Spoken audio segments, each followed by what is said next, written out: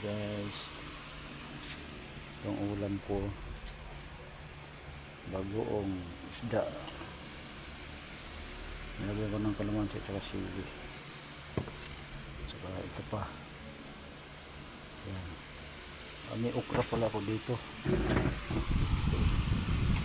Yan, hinahalo ko sa kanin. Yan, okra. Yan. Wala kasi akong pambili ng gas tsaka kalam. Yan, kalam ko sira na yan.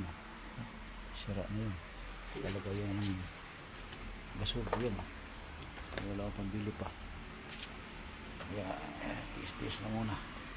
Yan muna gagawin natin. Ayan. Tapos bumili ako ng lagayan ng basura. Yan po. Lagayan ng basura. Itim saka sabon. Sabon na powder para kung hindi katamar rin maglaba ako kasi grabing init panahon ganyan talaga ang buhay, tiis-tiis lang. Ito pala guys, nabit ko na yung guys, maganda kasi ito.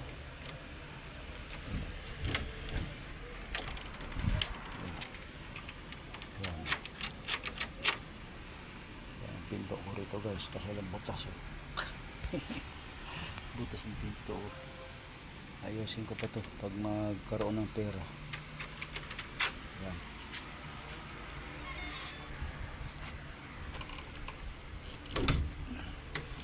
Basta may lang, matirahan lang, okay na.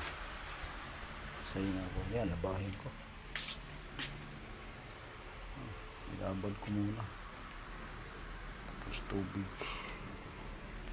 Nilabas ko nakarang linggo Yan, hindi ko pa na kasi pagod na talaga sa trabaho, walang katuwang. Yan talaga ang buhay diba? Yun lang sa walang sa buhay mo, walang hasil.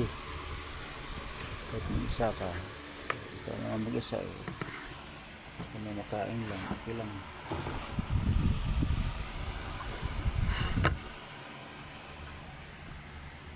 Guys, tirahan ko guys.